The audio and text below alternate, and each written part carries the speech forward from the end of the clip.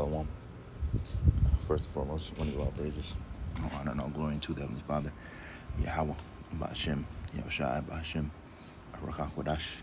And I want to give double honor to the apostles, the bishops, the elders, the GMS. Shalom to you, brothers. It's preaching and teaching the truth and sincerity across the four winds of the earth. All right. And another early morning, well, not really early, but earlier morning, balcony video. I want to go into this, and I've been meaning to go into this for a little while. And you know how when you got a particular topic in mind, if you don't make the video, the spirit is always in your head. Do the video, make the video, go into the video. The topic is always, ends up popping up in your head until you do the video. And now it's this time. Now this is going into the Feast of Bacchus, right? Forgive me if I'm saying it wrong. But this right here, I'm just going to go into this. I'm going to go into a little bit of just something else. But the whole entitled lesson is going into things, right, that happened in earlier, civilizations. Is Greece, right? The Greeks, the Romans, right? Going into that because we know that nothing under the sun is truly new, right? Everything that you see really going on now when it comes to certain things, even food that you eat, the concept of food, pizza and beer and all this, a lot of these things, right? So I did a video about that going into Egypt. A lot of the things that you see happening now is not something really new, right? It's just happening again, but now in our time, right? In a more modern, right, fashion, right? And I'm going to go into this because the Feast of Bacchus is one of those things, right? And I'm going to just start reading it. I asked the AI overview a couple questions, and we're just going to go through it, man. Go flow through the spirit. Got just like two scriptures lined up, but the spirit gives me anything else, we're just going to go, right? And then, if you hear me sipping, I got tea. Hopefully it doesn't really pick it up, but right now, let's go into this. It says the Feast of Bacchus, right? It says the term Feast of Bacchus mostly refers to Diego Velázquez, right? It's a picture. 1628 masterpiece, The Triumph of Bacchus, also known as Los Borrachos. It says historically it describes the wild, secretive, ancient Roman festivals, right? The Bacchanalia, right? It says honoring Bacchus, the god of wine, right? Agriculture and fertility, right? I'm not going to read about this. It says the scene. It says Bacchus is depicted placing a crown of leaves of the head of a kneeling poet while his rowdy, drunken companions celebrate around him. And when you click the image, I believe, can you go through it? Yeah. See? You see? Now, let's go down. The ancient Roman festivals, Bacchanalia. It says, before it became an art subject, the Feast of Bacchus was an actual, wildly secretive religious event in ancient Rome. It evolved from the Greek festivals honoring Dionysus. I don't know how to say that, but let's see here. Can you do a speak option? No, you can't. Let's see here. Let's just look it up. See, the ancient Greek god of winemaking. A Greek god, son of Zeus and Semele. It says he was originally a god of fertility of nature associated with the wild, ecstatic religious rites. It says in later tradition he is a god of wine who loosens inhibitions and inspires creativity in music and poetry, also called Bacchus. See?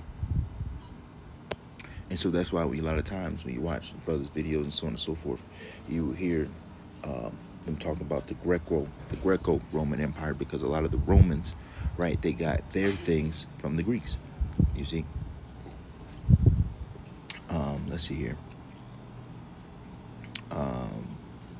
The celebration. It says the festivals were highly raucous. It says and centered around drinking, dancing, and secret mystery cults rituals. It says that promised followers a better afterlife.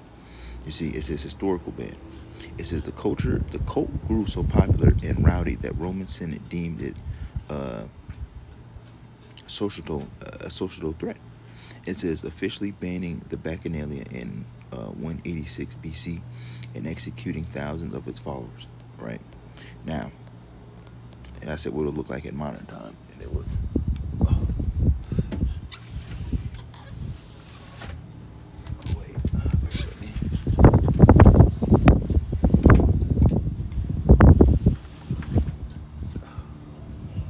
right? Because I looked up what would it look like in modern time, and it wanted me to sign it because it wanted to paint a picture, so I had to reword the question. I said, how would that play out in modern time, right? It says a modern day Feast of Bacchus, right? It says would play out as a high concept multi-day electronic music and art festivals similar to Burning Man, Tomorrowland, or Underground Berlin Warehouse Rave. It says it would fuse hedonism. It says escape and community moving from ancient forests. It says to neon lit venues and digital spaces. Right? It says the location, the vibe, and the atmosphere. A remote desert landscape. It says a secluded forest retreat or a brutalist industrial warehouse transformed with immersive projection mapping. The vibe, neon lighting, heavy bass, interactive art. It says installations and a strict no phones on the dance floor policy to preserve the ancient sense of secrecy. Right? It says the atmosphere. It says a temporary escape from reality. It says where attendees shed their societal roles. It says in professional identities through elaborate costumes and body paint. Right? It says Bacchus at the headlining DJ. Instead of a crown of ivy, because that's what we worried about in the picture, right?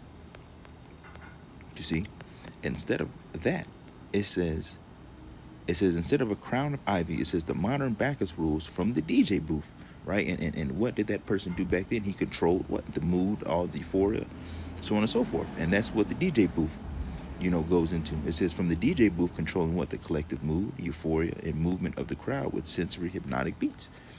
When you at the club, what do? They remixing songs, and you're really controlling the pace. You're controlling the environment of what's going on. The DJ has that power.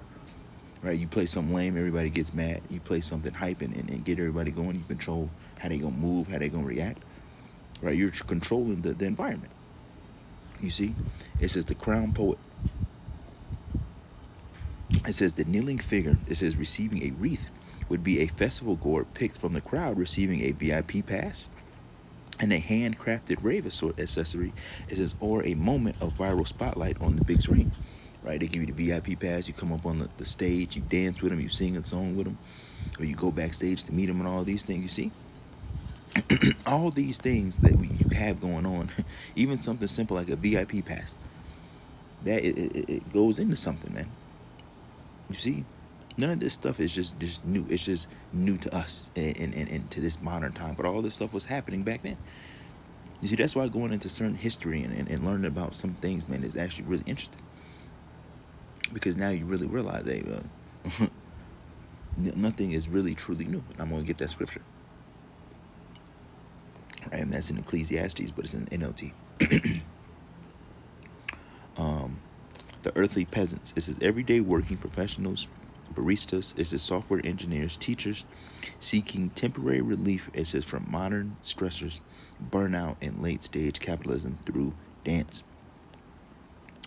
It says the rituals and wine. It says the elixir's classic wine is replaced by high-end craft cocktails, natural wines, energy drinks, and legal recreational substance designed to alter conscience and lower inhibitions.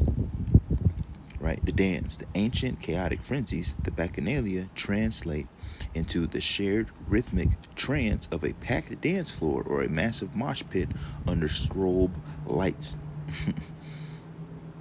You see, now I said, would nightclubs and nightlife be a good representation of that? Right? It says yes. Modern nightclubs and nightlife are the closest everyday equivalent to the Feast of Bacchus. It says while a massive music festival captures the grand scale, a packed weekly nightclub captures the raw, intimate spirit of the ancient Roman rituals. Escape from everyday life. It says alter reality. Nightclub use dark rooms, flashing strobe lights, and loud bass to distort time and space. This replicates the sensory deprivation and overload. It says used in ancient mystery cults. Right. It says the darkness allows people to shed their daytime corporate personas, dress provocatively, and behave in the ways they never would at work.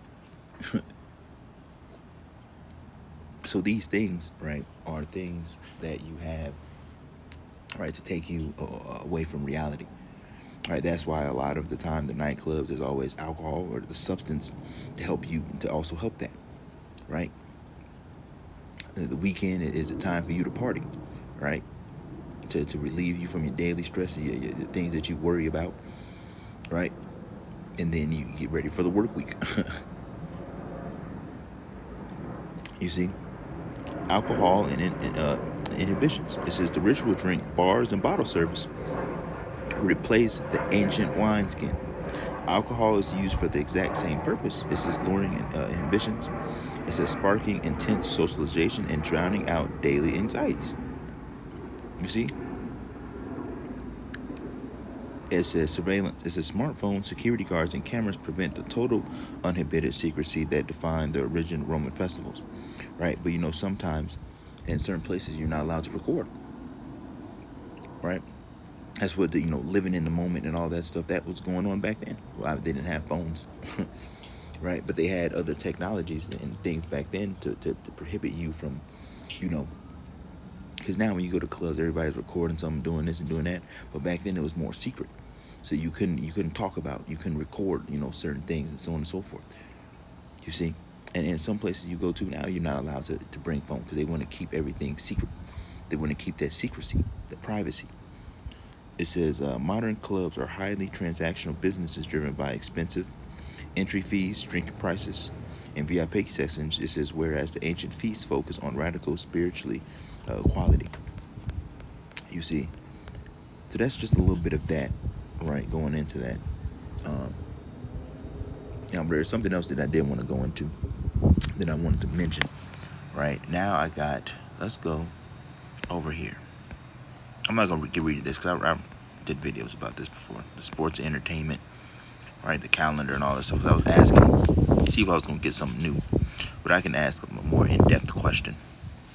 But I just said, what are some cultures that were in Rome, Egypt, and Greece, right? That American culture does today, and obviously went into all that stuff. And I've talked about these things before, right? But I wanted to ask about this, right? About the Starbucks logo. I said, what does the Starbucks logo go back to? Which I know it goes back to that siren. But it says the Starbucks logo goes back to the Greek mythology. You see, it says in 16th century maritime, it says art, the iconic figure, right, at the center of the logo. It says at the center of the logo, it says a twin-tailed siren, a mythical mermaid-like creature. It says when the company was founded in Seattle in 1971, the creators wanted a nautical, it says, theme. It says this was intended to honor Seattle's history as a major port city and to nod to the seafaring, it says, tradition of early global coffee traders. Right? It says the coffee metaphor. It says in mythology, sirens sang enchanting songs, right, to lure sailors to their doom. It says the founders viewed this as a perfect playful so-called metaphor for the allure of caffeine. It says which draws obsessed coffee lovers in for a cup. You see, it says the logo's evolution. It says the original 1971 version was much more graphic and explicit, featuring a bare-breasted, right, detailed siren holding both of her tails. It says over time the logo transitioned from its original brown color to the signature green, and imagery was cropped and streamlined to become clean, modern face we see today. You see, because this is the original image, right? Of course. She always got to just do something weird. Let's do this. Oh, Starbucks old logo. See, this is right here. But of course, it's all here's the better one. It's all types of enchantments and witchcraft and all this stuff because of course, they're gonna say playful. But that's why Starbucks lines be so long. They put everything is defiled in this place, so they're probably putting all types of obviously they probably all types of enchantments and all these things over the coffee and food and all this stuff to keep people from constantly keep going back. Right, and they said it's a playful, but it's not. Like nothing that you see is really truly new, and there's probably many other logos for these big fast food or fast coffee things that you just start to look up and ask, Google, and you can find the history about it. You see, but in the world to come, this ain't gonna be none of this. Right, in the kingdom, we ain't gonna have no damn two-tailed siren logo for coffee.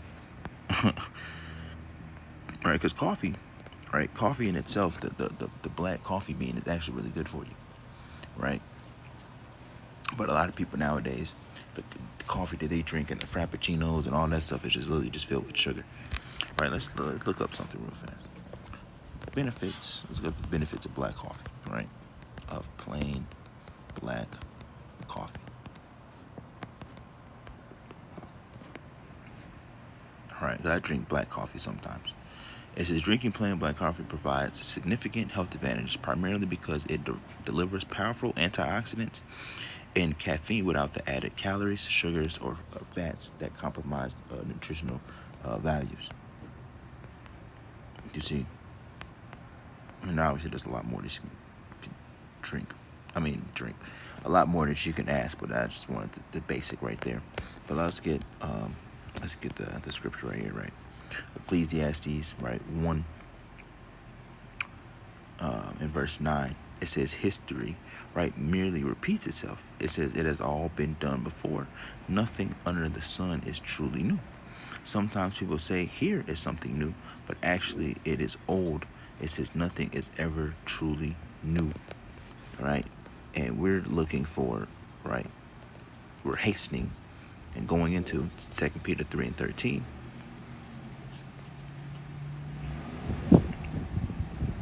We're going to start at 10, right? It's subheading, you see, it says the new heaven, right, and earth. It says, but the day of the Lord will come as a thief in the night. It says, in the which the heavens shall pass away with a great noise, and the elements shall melt with fervent heat, right? It's the nuclear destruction, right? It says, the heat, the earth also, and the works that are therein should be burnt up. It says, seeing then that all these things shall be dissolved, what manner of persons ought ye to be? It says, to be in all holy conversation in godliness.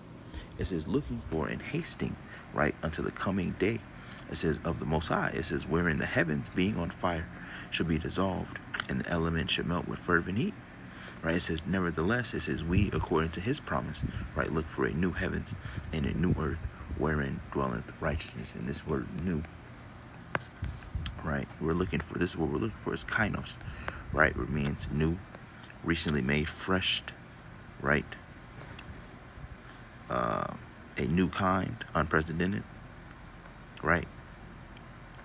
That's what we're looking for, a new, you see, which really just means fresh, right, refreshed, right, because the earth is going to be made, right, new, as in it's going to be made in righteousness, right, to where all these, cultures and all these Greek, because we're coming to the end of an age, right? You understand, when you're at the end of an age, it's going to go out with a bang, man, right? It's going to be a lot of things, obviously, we know, that's going to take place on earth, right? But we're going to be ushering in a new age, right? The age of righteousness, man, because all the wickedness has been forwarded, right, since the fall, right? All these nations have had a time to rule. All these nations have had a time to govern, societies on how they fashioned and how they think it should be ran. Now it's time for us, right? And that's going to be righteousness, right? And that's going to be following after the law, statutes, and commandments, right? The words of Yahweh Bashem Yahushai, right? That's going to be the new age, man, and that's going to be an age that's going to be forever. It's not going to be a time to where, the Israelites, right, not going to be in power and we're going to be listening to other people when McDonald's is going to make them return, and no, all that shit's going to be done away with, man, right? That's not coming back. That is not coming back, right? And that's what we're looking for. We're hastening, right? That's what we're going into. We're ushering in the new world, man. You see, but all these things that you see happening now is not something really new. All these things were festivals and it goes back to something, man. Even your birthday and Christmas, and I did a video about that a while ago. It's like about an hour long, going into Halloween and Christmas and your birthday and all that stuff, man. Right, all that stuff goes back to something, man. You see, so that's pretty much it. I just wanted to go, in a little bit about going into the things of old and how it looked like today. You see, just to put another perspective in, and I might make this like a small little series, do a couple more videos going into something else or more history if I can, find something, right? Because it's interesting reading about these things, man, and comparing it into modern times. And a lot of people just think, you're just like fast food. Fast food is a thing too. Rome, right? Let's do that real fast. So I'm just gonna touch it briefly because I made a video about, or I touched on it in another video. But let's loosely just go into this real fast, right? Just want to ask, did ancient Rome have fast food? Right? Because that was a thing of Rome as well. Fast food, right? Fast food is not a new concept. Right, they had ancient Rome absolutely had fast food, right? It says, in fact, grabbing a quick, ready-to-eat meal on the street was a daily necessity for the vast majority of urban Romans, just like how it is now. You understand that Feast of Bacchus also really goes back to Greece, right? But it's the Greco-Roman, right? The Greco-Romans, because Rome got a lot of their culture and things that they did from Greece as well. So this is what it would look like back then. Right, they would have these stations with the hot food in the pots, chili and all types of things, and then the nightlife went right along with it. Right, you would get your drinks, you would have your amusement. Right, you would have your drinks, you have your amusement, and then what would you do immediately? You would go get food. Right, that's what people do nowadays. You get drunk, you get hungry, you start walking the streets, and you want food, and that's why fast food is such a big thing, because it was readily available. It was cheap, readily available. You quick bite, and you can continue on your night. It says the restaurants. It says the direct equivalent to a modern fast food joint was called a thermopolium. It says, which literally translates from Greek. It says to mean a place where something hot is sold. Did not know that. A thermopolium. I'm probably saying it wrong, but it says the counter. It says these shops featured a distinctive U-shaped masonry. It says counter right on the edge of the sidewalk facing the street. Built-in warmers. It says large earthenware. It says storage jars called dolia were embedded directly into the stone counters. It says these jars held pre-cooked stews and soups, kept hot by fires burning underneath the counter, acting like a modern steam table or a buffet. You see, even that concept, when you go into restaurants, sometimes they have certain things just sitting under that heat lamp. That's what it is. The menus. It says many counters were brightly painted with frescoes of animals like ducks and chickens. It says which function as a visual menus for customers who couldn't read. See, I didn't even know that. I'm learning some more about this. When I went into this stuff, I never went into this. I had no clue about that. It says the ancient fast food menus. Romans could pull up to the counter, order a quick bite, receive its disposable clay bowls, and eat it on the go. Popular menu items, right, included, let's see here, hot stews made with lentils, chickpeas, beans, or meats like pork, duck, goat, and chicken, fish and seafood caught freshly from the Mediterranean, skewered meats grilled over open flames, coarse bread and baked cheeses served with side dishes, a garum, a highly popular pungent fermented fish sauce that Romans used as a universal condiment, much like modern ketchup. Spiced wine, usually served hot or mixed with honey and water. right? The social stigma, just like the upper class had a complicated relationship with fast food. It says both the elites who owned large villas with private kitchens looked down on the thermopolia. Roman literature frequently portrays these establishments as seedy, rowdy hubs frequented, it says, only by the poor, laborers, thieves, and prostitutes. Some locations even featured back rooms used for illegal gambling with dice. You see, all this stuff it was been here before. And it was a question I wanted to ask, but it escapes me. But you see, it's nothing new, man. Oh, did Rome look at this? Did Rome have a gossip forum? Gossip forums, all right? Yes, ancient Rome absolutely had platforms for gossip, operating through booth and official newspaper and massive public graffiti network. Right? It says the Romans were obsessed with reputation, and information traveled at light speed. They used primarily physical formats to consume and spread gossip.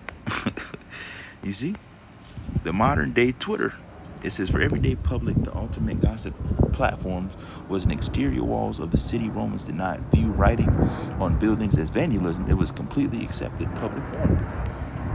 They had drama. They had chat rooms, right?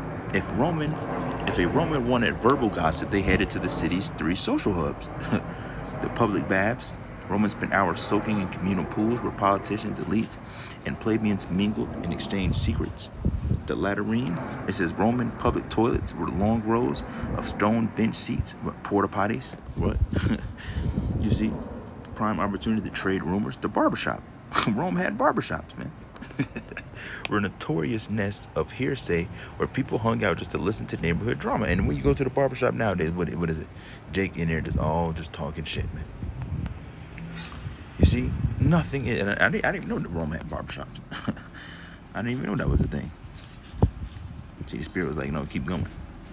But you see, and you already know what the modern day gossip forums will be your social media, your Facebooks, your Twitter, your Instagram, and because they was obsessed with image, right? People back then was obsessed with what people thought about them, and that's the same thing now. People get a whole bunch of followers on these platforms and be like, oh, see, look at me, I'm the man. People all in the comments and doing all that. Yeah, it's the same thing that was going on back then, man. It was the same exact thing. Nothing is truly new. Let's see what else. It says the drama. It says the perfectly preserved walls of Pompeii prove that these walls function exactly like a toxic social media comment section. Citizens left public call-outs, exposed cheating partners, left petty reviews of local bars, and insulted each other, masculinity, or sexual exploits.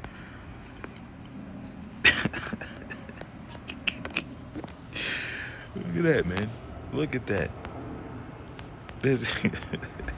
And that's why you got Yelp. And you got these review sites where food is nasty.